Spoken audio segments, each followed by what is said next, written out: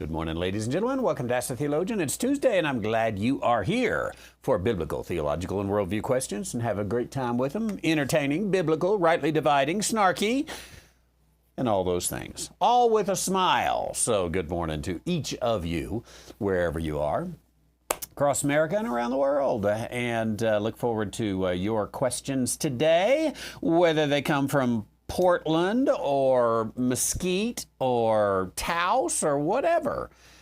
Let's take them. And you know the drill. Put the word question in front. That helps me if you're watching live. Or just go to askthetheologian.com where you can get 24 hours a day, 7 days a week. Hey, one thing I'm trying to do, I'm not always very good at this, but you can remind me that I'm supposed to be good at it. If you put your email in askthetheologian.com when you send a question, I'm going to email you telling you what day we did it. Because sometimes, I get 2 or 3 days behind and you miss it and you don't know it's there. So you don't have to put your email in there if you want an anonymous question. But if you say, I'd like to know, then you can do it. Like here's one. We'll start off the day. Here's one that does not have an email nor a name. But the question is, when Mary was found with child, wouldn't the righteous thing for Joseph to do be to put her to death? Let's check this out. Of course, the scripture says in Matthew chapter 1, I'm going to guess about, let's say, verse 20. I may be off on there. I was a few verses late. Maybe, yeah. Let's start with verse 18. It tells us, well, even verse 19, Joseph, her husband, being a just man, not willing to make her a public example, using the British spelling there, was minded to put her away privily. There we go. While he thought on these things. Okay. Now, let's take this up. He is a just man. He is not willing to make her a public example. Does that tell us that she could have become a public example, that was within his, shall we say, righteous possibility to make her a public example? Let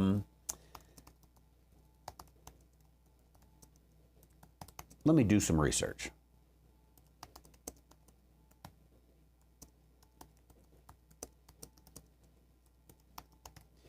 We're looking at Matthew chapter 1, verse 19.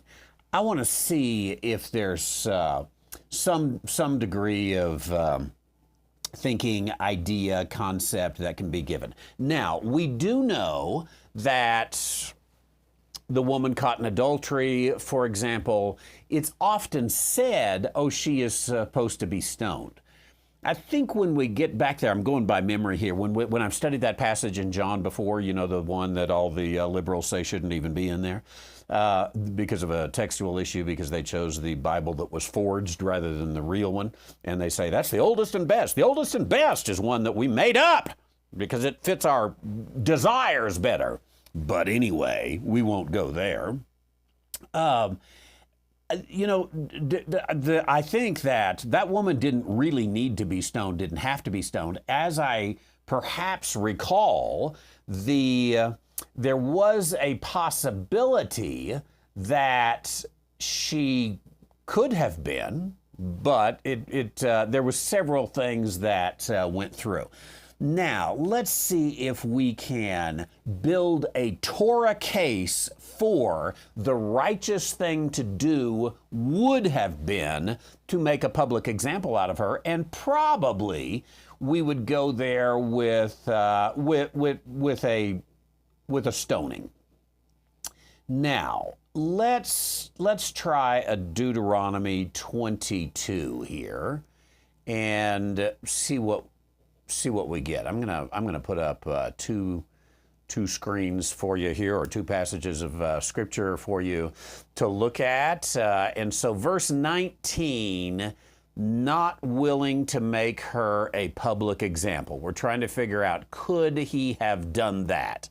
Now, Deuteronomy 22, verse 23, if a damsel that is a virgin be betrothed unto a husband, that fits, and a man find her in the city and lie with her, then ye, the people, shall bring both of them out into the gate of that city, and ye shall stone them with stones that die. The damsel because she cried not, being in the city, and the man because he hath humbled his neighbor's wife, so shalt thou put away. My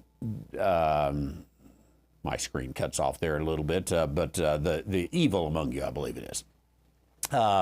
If a man find a betrothed damsel in the field, a man force her and lie with her, then only the man that lay with her shall die. But unto the damsel thou shalt do nothing. There is in the damsel no sin worthy of death. For as when a man riseth against his neighbor and slayeth him, even so in this matter. For he found her in the field, and the betrothed damsel cried, and there was none to save her. If a man find a damsel that is a virgin, which is not betrothed, and lay hold of, okay, Mary is betrothed, so this seems to be where we would look here is the Deuteronomy 22 passage. Now, let's take a strict biblicist textual concept here, and the Torah demands stoning really with them being caught in adultery. Let's see. Yeah, a damsel that a virgin be betrothed unto a husband, and a man find her in the city and lie with her, ye shall bring both of them out and stone them. Almost looks like an eyewitness kind of thing is demanded here. Let's add one more scripture to it. Let's go to Deuteronomy chapter 17, verse 6. Yeah, at the mouth of two witnesses or three witnesses shall he that is worthy of death be put to death. So I don't think that I'm gonna try to put this together a little more. I don't think there was enough evidence to convict her of death. Now, we were reading a lot into he did not want to make a public example. We're reading death into her. Is there another way to make a public example of her that doesn't really have the concept of death? I suspect that there is, put a red A on her or something like that, some sort of shaming that could have been done. Maybe so. But for the question, would it have been right to put her to death? I think that public execution, probably there was not enough witness for that. Could he have gotten a formal divorce from her, and that's what, make an example of her publicly meant? Maybe so. Deuteronomy 24, verse 1, far right of the screen. When a man hath taken a wife and married her, and it come to pass that she find favor in his eyes, because that she find, I think there's a not there. Again, pardon me, I'm using a monitor. Yeah, she finds not favor in his eyes, because he hath found some uncleanness in her. Now, that this could possibly, they're not married, they're betrothed, but nonetheless, even over here in the middle, when you see this virgin that is betrothed, and then later on, it says he humbled his neighbor's wife. So betrothal and marriage were a lot closer in that time than in our time. So back here again, far right of the screen, they're married. It come to pass she find not favor in his eyes, because he hath found some uncleanness in her. Let him write her a bill of divorcement and give it to her hand, and send her out of his house. And when she is departed, she may go and be another man's wife. Okay, so there's some, it's not completely related there, but this formal divorce would be a public shame, I suspect that you could say. So not willing to shame her or to make her a public example, the divorce would make her a public example. And I think that I'm pretty sure you could build a good case from Torah to say he does have the opportunity to forgive her and reconcile with her and not shame her at all. And that appears again on the left side of the screen, not willing to make her a public example, was minded to put her away privily. Now again, what does this put her away privily mean? It probably means I'm not just going to ignore this. I am going to, send you off to an Eastern boarding school, and you're going to be out of sight and out of mind, and everyone might say, I wonder what happened there. There's going to be some talk, but it doesn't really carry that out. Now, it speaks of Joseph as a just man, and so it appears what he's doing is legal, and I think you would have to say even what he is doing is moral. To be a righteous man according to the law as he's presented there. So, would he have had to put her to death? I think that is probably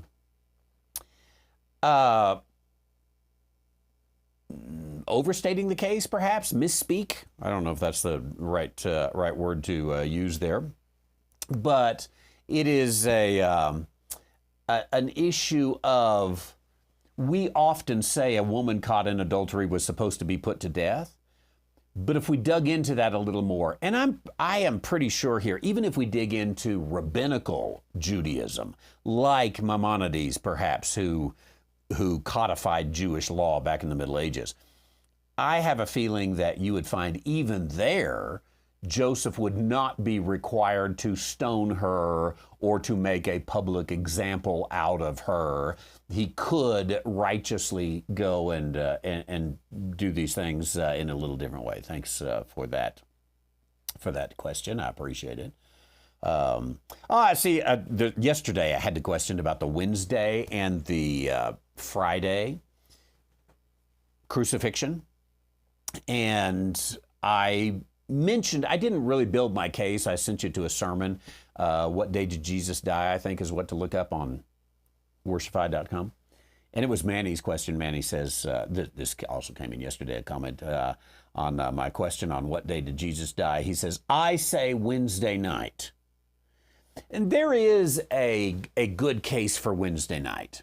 As I did mention yesterday, Wednesday and Friday are the best cases. I don't think there's a great case for Thursday. So in that sermon, I even dismissed it. Bullinger, who's brilliant, goes with Wednesday. I think it really does come down to, what does in the heart of the earth mean? 3 days and 3 nights in the heart of the earth. Does that mean in the grave? If it does mean in the grave, then you almost have to go Wednesday. But are we doing too much eisegesis on in the heart of the earth? I think if we were to take the evidence, now I want to grant the evidence is going to be slim on both sides, but what we're going to deal with is slim to none, okay?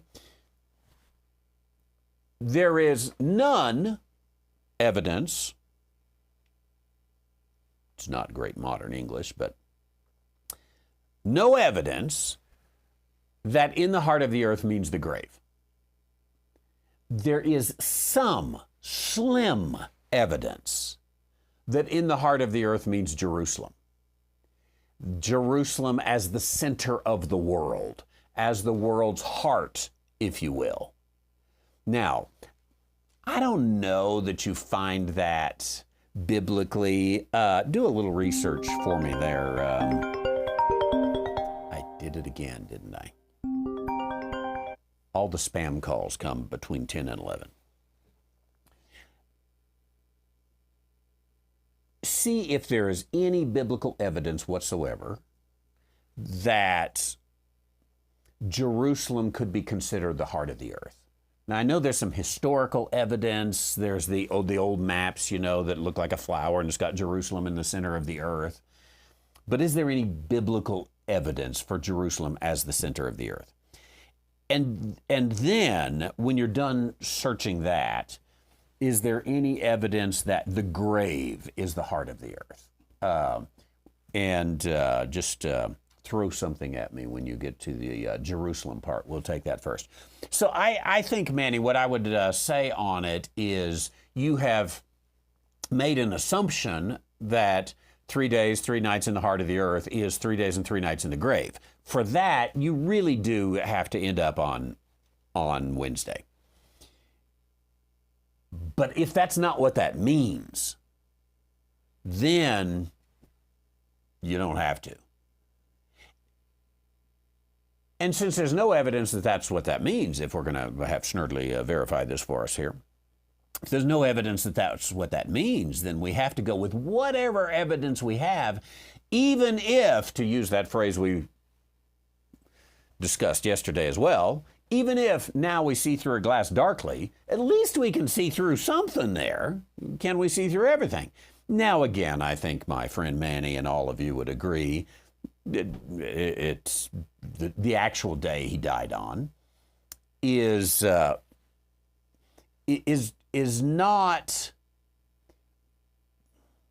I'll say, relevant to our salvation. The reason, however, we don't just relegate it to the junk heap is because it's a matter of biblical interpretation. We're trying to learn how to read and interpret the Bible. Do we have any evidence, Luca, on Jerusalem being the heart of the earth? Okay, a couple passages. Ezekiel 5:5, and what's the other? Isaiah 2:2 and 3. So I put both of these on the screen. Thus saith the Lord God, this is Jerusalem. I have set it in the midst of the nations and countries that are round about her. Okay, Isaiah 2, chapter 2, it shall come to pass in the last days that the mountain of the Lord's house shall be established on the top of the mountains. It shall be exalted above the hills, and all the nations shall flow to it. Many people shall go and say, Come ye, let us go up to the mountains, to the Lord, to the house of God of Jacob. He will teach us his ways. We will walk in the paths, for out of Zion shall go forth the law, the word of the Lord. Okay, so here, both of these passages, Ezekiel even more explicit, I would say, than Isaiah, but both of them display Jerusalem kind of in the midst of the nations. Now, that's not the heart of the earth, but again, it is a little bit of, now we see through a glass darkly. We're trying to let Scripture interpret Scripture. 3 days, 3 nights in the heart of the earth might be the closest we come. Or are there any passages that speak of the grave as the heart of the earth? Do we know yet? Ezekiel 31:14. Let's try Ezekiel 31:14. See if I'm wrong here. To the end that none of all the trees by the waters exalt themselves for their height, neither shoot up the top from the thick boughs, neither the trees stand in the height, drink water. They're all delivered unto death. to the nether parts of the earth in the midst of the children of men with them that go down to the pit. Okay, so you've got the nether parts of the earth in the midst of. The midst is even closer, I would say, than the nether parts.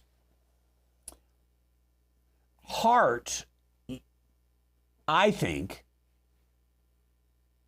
and maybe we could build that much of a biblical case. Heart, I think, goes more towards center than nether parts.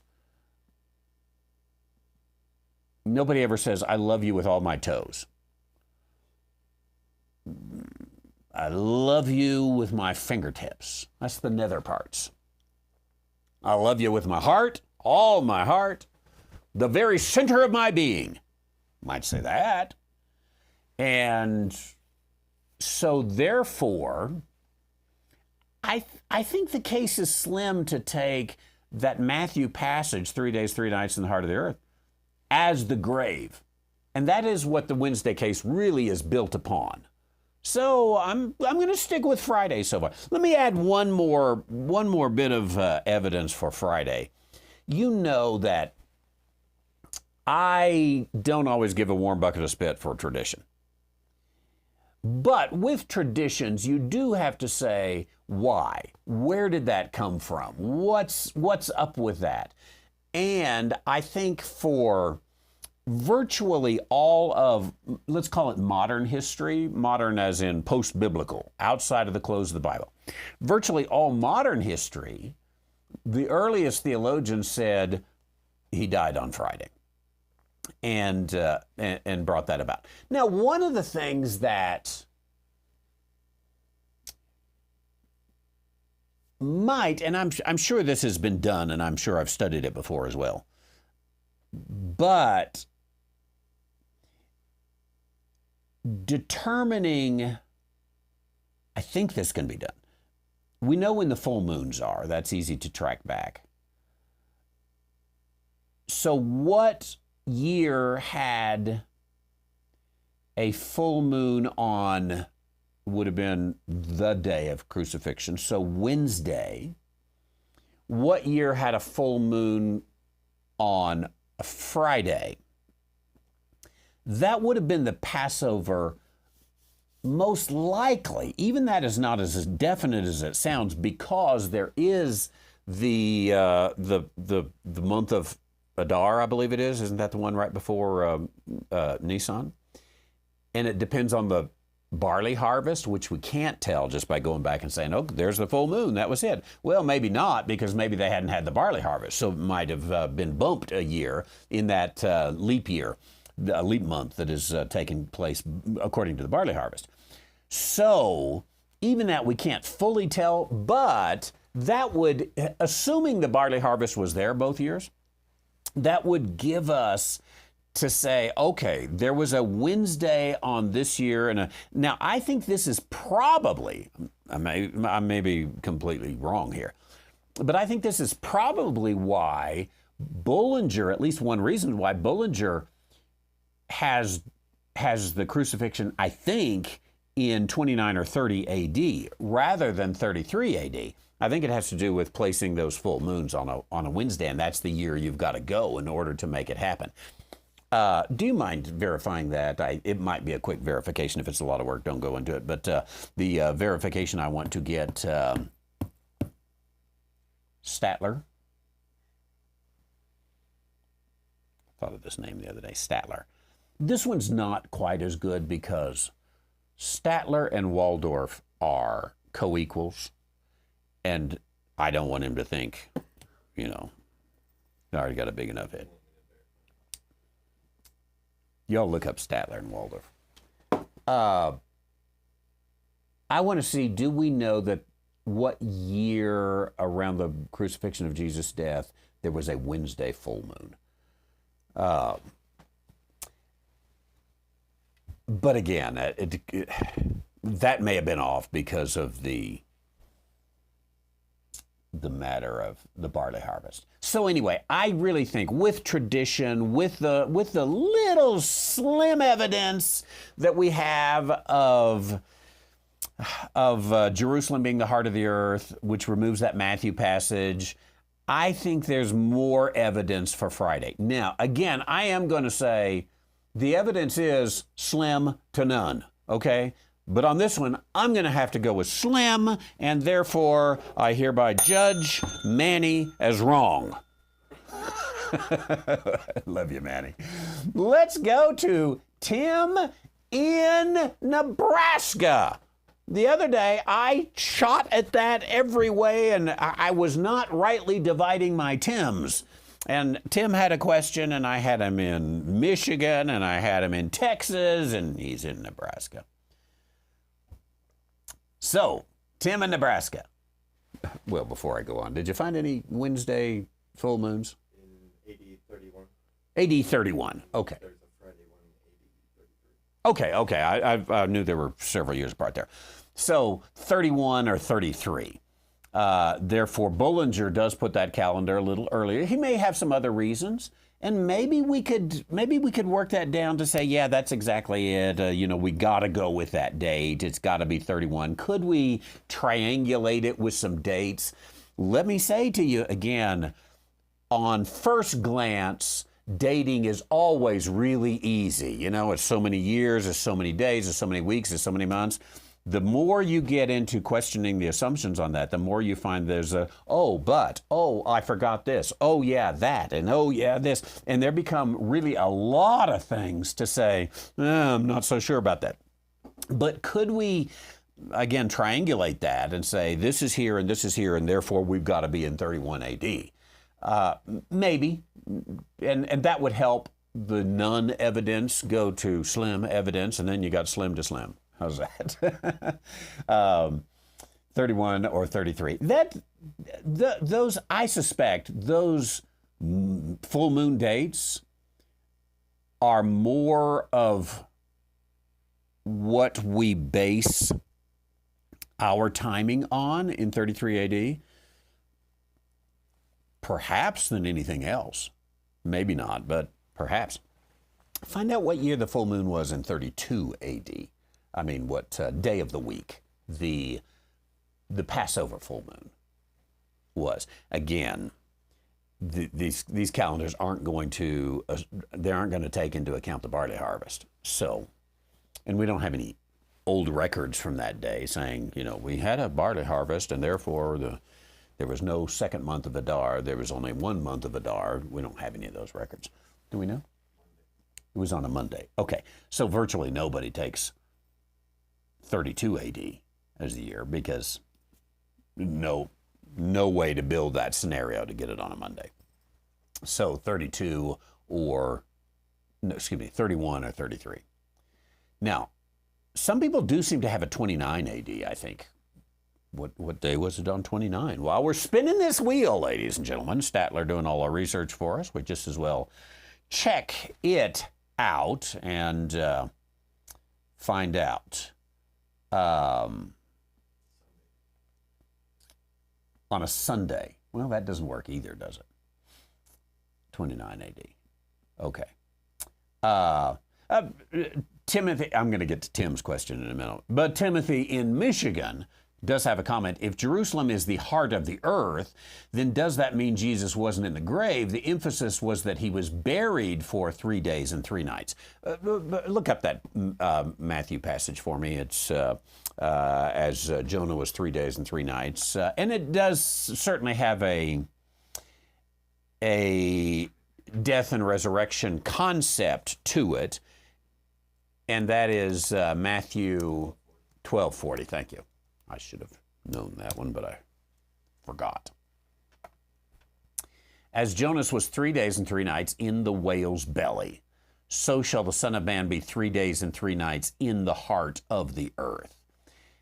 Now, we assume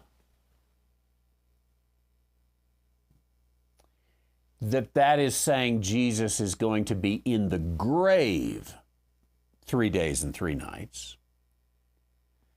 But to make that assumption, I think with the as, and let me say before I even say this, I'm not totally opposed to this idea. Jonas, that's Jonah, of course, in a Greek spelling, 3 days and 3 nights in the whale's belly.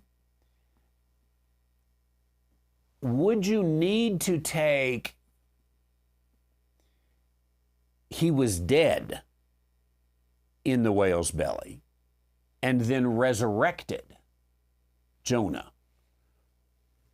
There's a little bit of an argument to build for Jonah died in the whale and then came. Now, we do know, however, he wasn't dead the whole time because he prayed down there. So let's take the more traditional assumption that he is alive. Then wouldn't we have to take that? So Jonah was alive 3 days and 3 nights in the whale's belly. So the Son of Man be alive 3 days and 3 nights in the heart of the earth, which means he's going to have 3 days spent in Jerusalem. And these are going to be these days of being in the temple, of turning over the temple, cleansing the Father's house, all the things that took place there before his death. I think you can build that argument, and I don't think you have to build that it's necessarily talking about the grave here. Let's continue that context. The men of Nineveh shall rise in judgment with this generation, condemn it. They repented. A greater than Jonas is here. The queen of the south shall rise up in judgment. Let me back up a few verses. Let's say even to as far as 35. A good man out of the good treasure of his heart bringeth forth good things. An evil man, I say unto you, every idle word shall be spoken. The words of thy mouth shall be justified. Certain of the scribes and Pharisees answered, Master, we would see a sign from thee. And the sign is the sign of the prophet Jonas. 3 days and 3 nights in the whale's belly.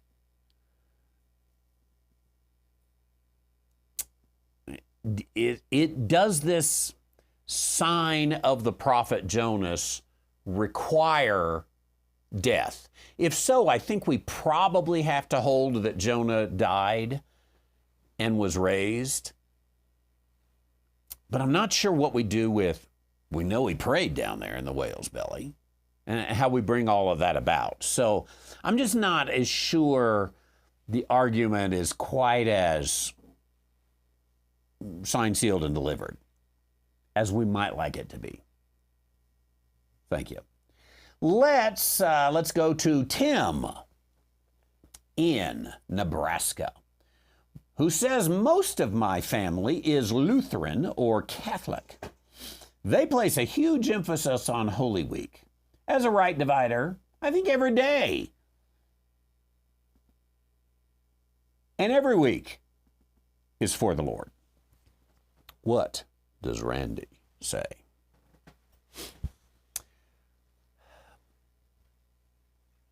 I think so too. I want to build a good argument. That is, I think I'm not big on Holy Week. But let me give you a little bit of history of my own background, I guess you would say. I came, as most of you know, I came from a Southern Baptist background. For most Southern Baptists, Holy Week was not a phrase that we would use, other than we might have heard someone else talking about it and we would have brought it up. I suspect this is probably my 60th Holy Week.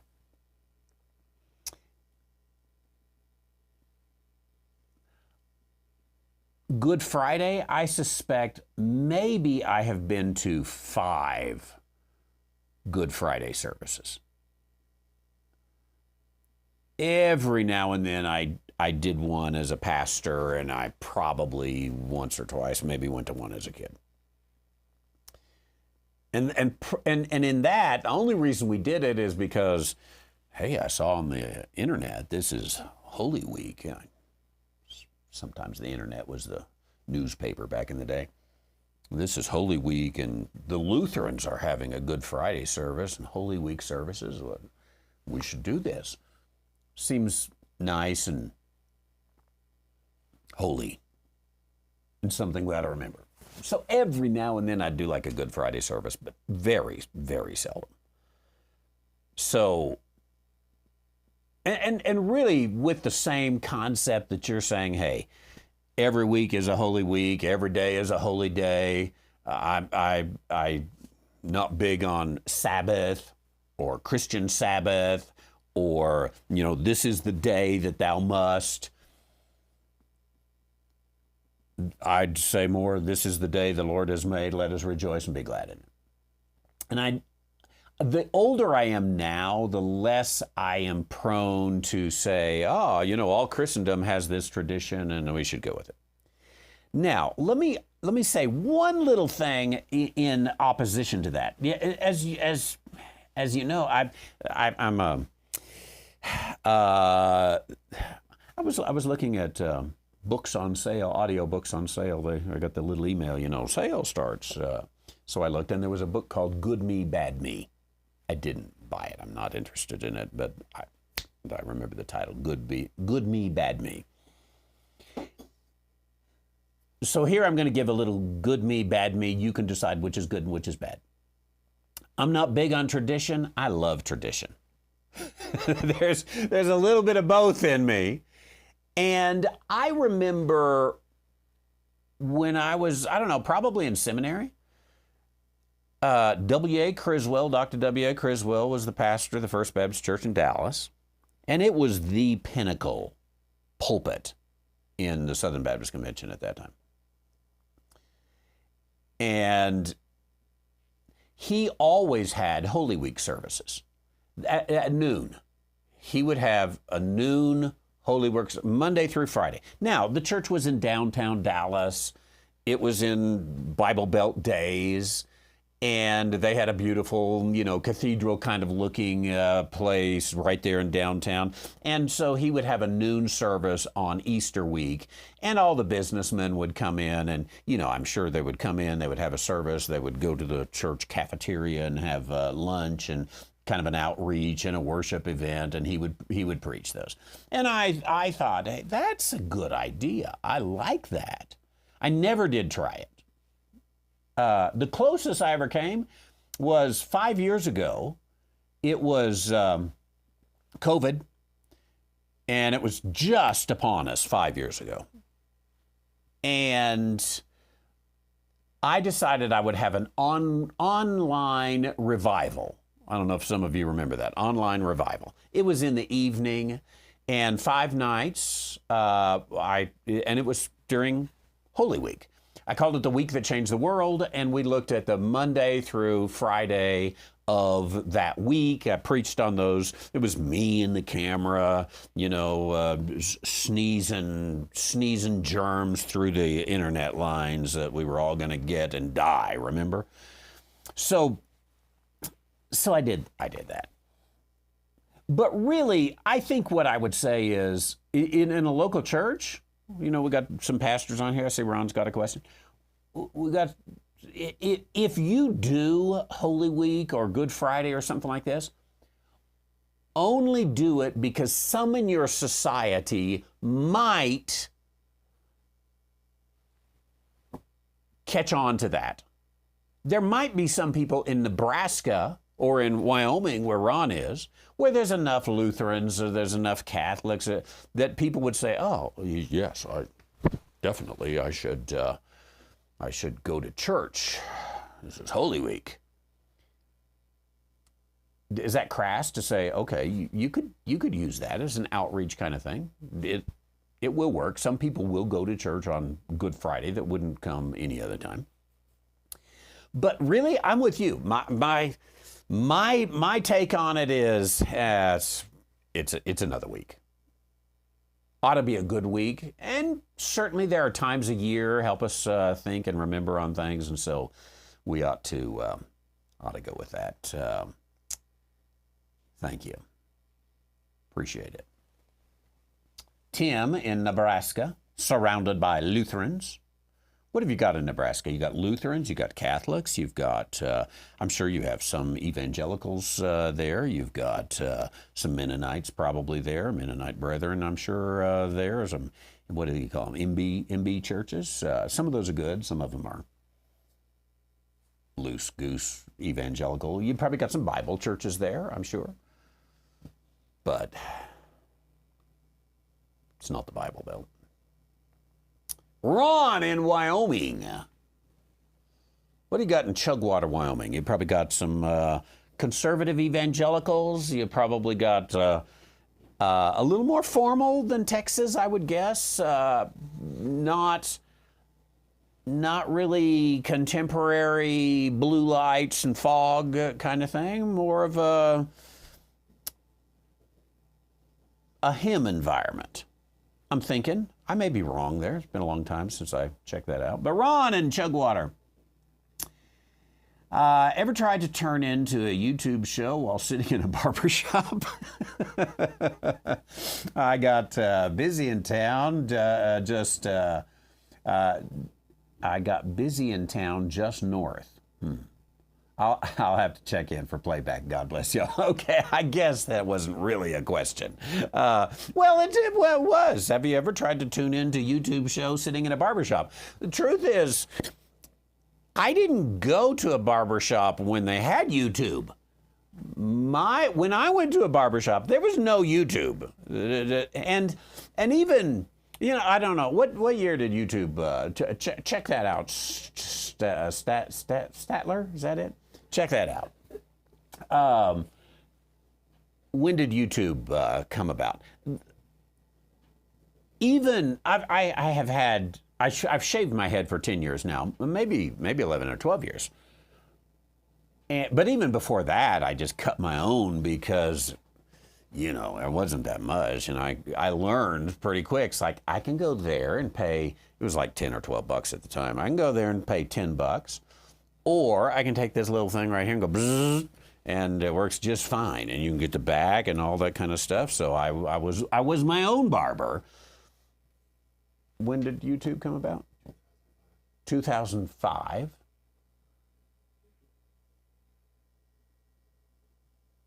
Was I 40 years old then?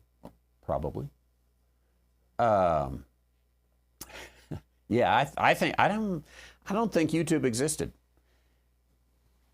at that point. So my answer is no. I've never tried. But hey, maybe not a bad thing. If you want to make your barber mad, put me on Ask the Theologian while you're there with your barber. See what happens. See what happens. Let me see. Gerard has a passage, I think, related to the heart of the earth. Let's check this out. Numbers 16:32 through 34.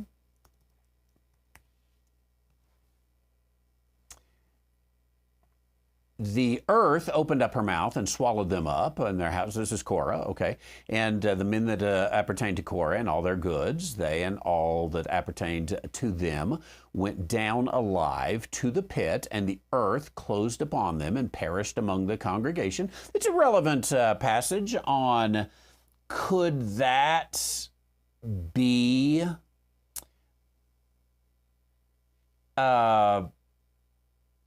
used to say this is the heart of the earth? The earth opened her mouth, swallowed them, or they went down alive into the pit. Could we convince the ladies and gentlemen of the jury that's the same as the heart? You get the mouth, the stomach of the earth. But I'm not sure, in both in ancient Hebrew and in ancient Greek, some of the terms, I know in Greek it's going to have cardio, but some of the terms might be more broadly used than we used today. Also Numbers 26:10. Okay, same concept. The earth opened her mouth, swallowed them up together with Korah. When that company died, at that time fire devoured 250 men, and they became a sign.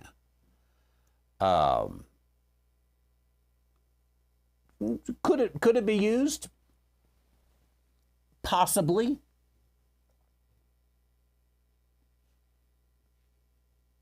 Possibly. Again, I think we're still dealing with slim to none evidence.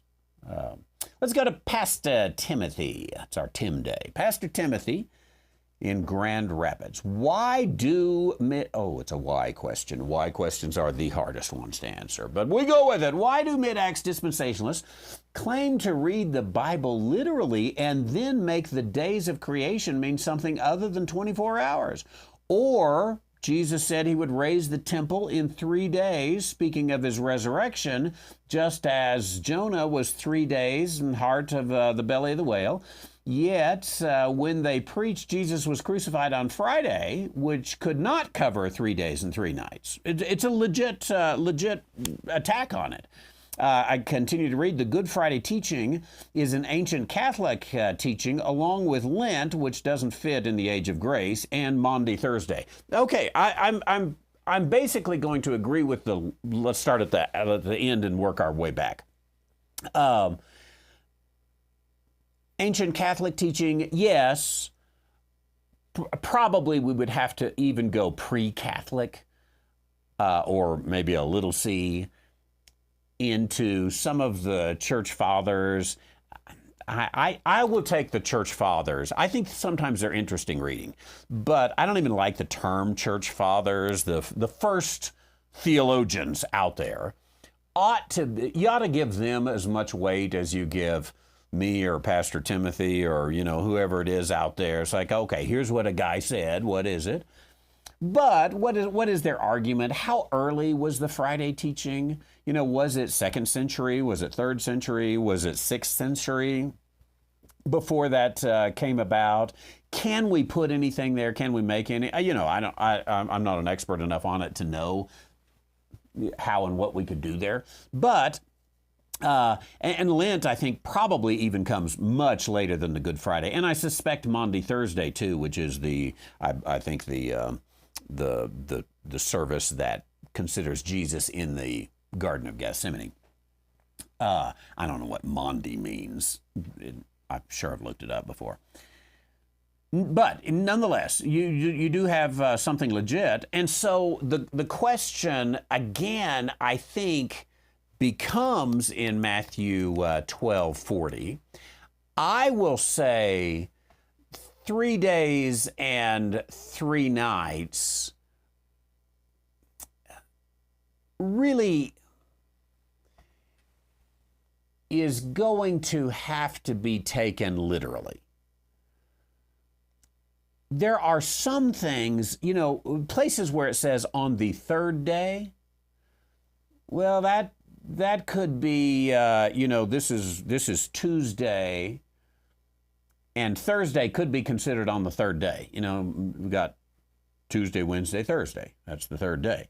We're going to have a 3-day conference. On the 3rd day of the conference, we're going to, so you get that, a 3-day conference. So if it just said on the 3rd day, like the places where it says he was raised again on the 3rd day, I don't think we have to take those the same as 3 days and 3 nights. So, if you go somewhere, come down to Taos somebody, for Easter weekend. Why don't you come on Friday and then leave on the 3rd day? Okay, you'd leave on Sunday. Wait till after church. Leave on the 3rd day after church. So we would use that, the Greek would use that in that 3rd day. But this is not, what do you call that? Not a cardinal number, but an ordinal number, I think. This is not an ordinal number. This is a cardinal number. Day 1, day 2, day 3, night 1, night 2, night 3. Now to get 3 days and 3 nights, as we talk about here, certainly does require Wednesday if this is a reference to Jesus being in the grave. But that's the issue. So I wouldn't put it as to why would you take the creation account in literal days, but you don't take this account in literal days because that's not 3 days and 3 nights. But you might be comparing apples to oranges because he's not talking about 3 days and 3 nights in the grave. So I'll flip the script a little bit.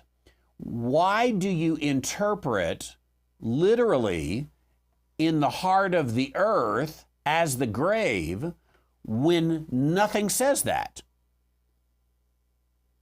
Oh, but Korah, the earth, swallowed him into the pit. His mouth opened, and therefore it's in the heart of the earth.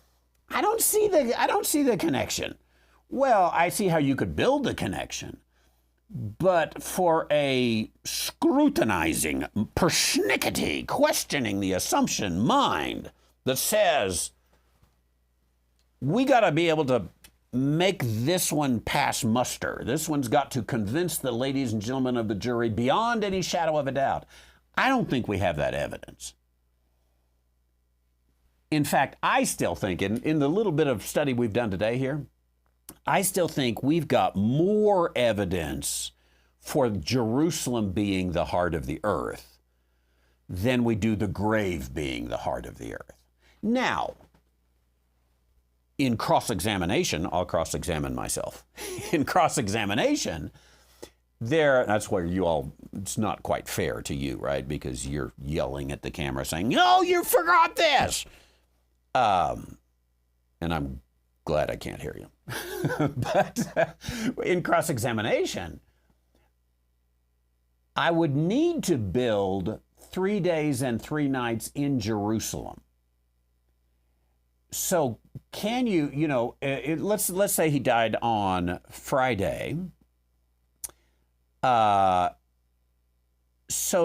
do you count Friday or not? We would have to decide that.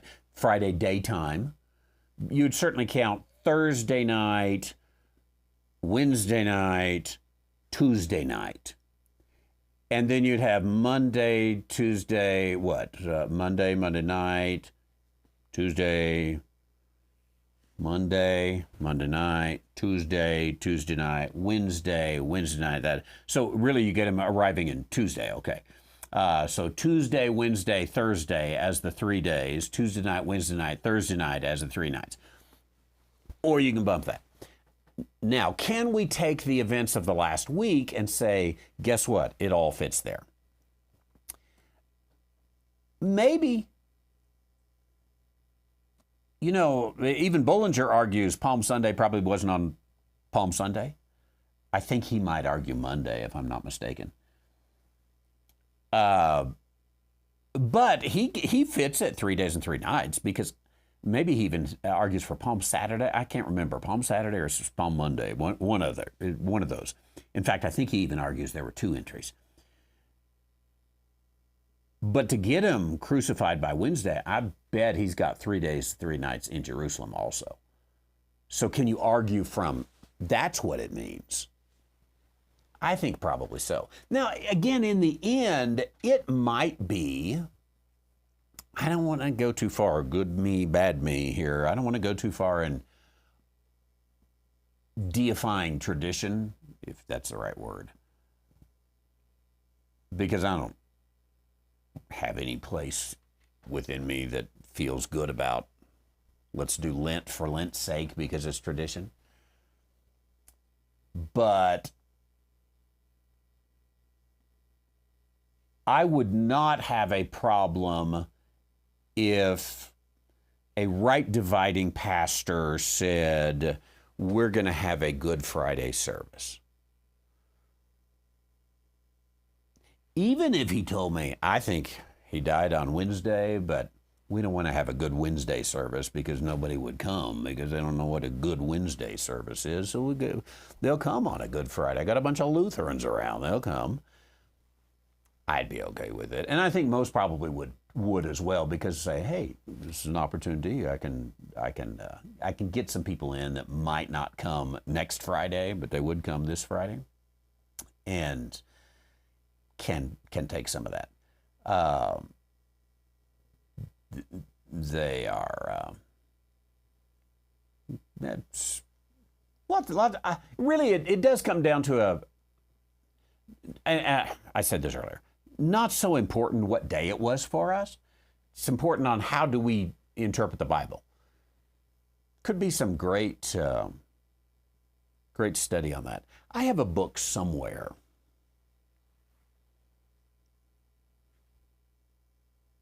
But I don't know where, and I can't remember the name nor the author. I stumbled on it. It's a little booklet, really, smaller than most of my books right there. And it was on this issue by a preacher out in California.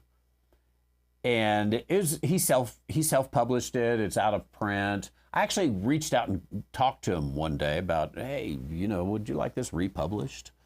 He said, I am not a dispensationalist. No. So couldn't republish it, but it was good. He had a good argument in there. I don't know how much, if any, of that is built into my issue in there. Okay, let's move on to our next question here. What is a Judaizer? There we go. What is a Judaizer or Judaism? Anonymous question from Ask the Theologian. In the scripture, does the actual word Judaizer come up? Would you check that in the King James Bible? Do we have the actual word Judaizer, or is that just a term we use? I want to check this and make sure I don't just speak from the way we use it. But I would say, however, the way we use Judaizer is someone who tries to put someone else under the law for the sake of their salvation or their obedience or their righteousness. That is the term we use as Judaizer. Now, is that accurate biblically? Of course, that's what we want to try to be here. Do we have that? Okay, I as I started thinking, I was like, I'm not sure the Bible actually uses that term. Of course, in the book of Galatians, we've got, well, even in Acts chapter 15, certain men came down from Judea, taught the brethren, and said, except ye be circumcised after the manner of Moses, you cannot be saved. Now, that's what we would call a Judaizer. Would you check on it and see, do we know, I should look this up in Oxford English Dictionary for something more accurate, but we're going to get an inaccurate. Do we know when that word started to be used? In the Galatians 2:14 passage, the Greek word for live as do the Jews is Judaizers. Ah, okay. Galatians 2:14, when I saw Peter, okay, being a Jew, livest after the manner. Okay, let's see if we can pull Greek up here. I may or may not be able to do that. Being Judaeus, as do the Jews, probably right here. Not as do the Jews. If you can see that word right here, I don't want to. If I pop over it, Iodakos. Eudakos, or live as I do, Eudaitzo. That Eudaeus, Eudakos. We've anglicized a little bit of a Greek word to make Judaizer. Do any of the modern translations in, let's say, Galatians 2:14 use the word Judaizer? We've coined a word from the Greek, but to translate that, we don't have it in the King James, nor do I think we should. sometimes the more modern versions, and later on in English, we began to adopt other words, and we just sort of made them into English words, which is a Judaizer, kind of came from that Judaikos. And brought into there. Do you see any other translations with? Okay, let's check Young's literal. Now, Young's was later, and so the word Judaizer might have already come in. So he's got here, compel, dost thou compel to Judaize? So he took that Judaize right there is the Greek. He just didn't translate it. Compelled to Judaize. By the time Young's came about, which is 1850s roughly, the word must have been adopted into the English language, where he must have said, okay, that's a word now. I can just put Judaize. But really, other than Greek, it's not there, and I would argue really not even completely in Greek, does it? I think the King James has got it right. To live as do the Jews. In fact, let's take the whole phrase right here in Galatians 2:14. Compellest thou the Gentiles to live as do the Jews, is what a Judaizer does. Compels Gentiles to live as Jews.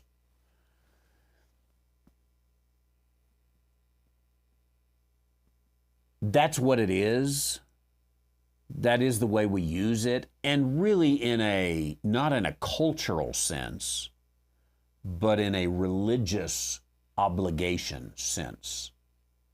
Most Jews would not do that today. So we would use a Judaizer today in the modern world. Oh, he's a Judaizer. He's probably not a Jew. But he might be one who's trying to compel people to live like the Jews do. And in that sense, a Judaizer. Thanks for the good question there. Appreciate it.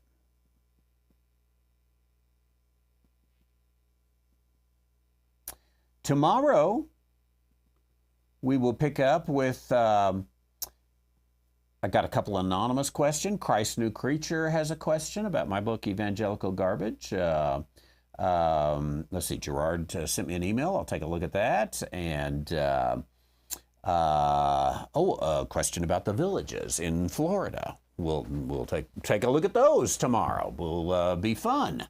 And I look forward to that. Plus, there's time for your questions on tomorrow. Send it to askthetheologian.com as you hear this and put it. If you put your email, I will respond and say, we answered your question on whatever day, so that you're able to take care of that. We're on all week long. All this Holy Week, we are here. And we'll be on the next Holy Week, too, next week. And look forward to seeing you for that. And always a blessing. Fun bit of debate going on there. Thank you very much, and look forward to, again, seeing you soon. AskTheTheologian.com, RandyWhiteMinistry.org is where all our info can be found, and we shall see you soon. God bless.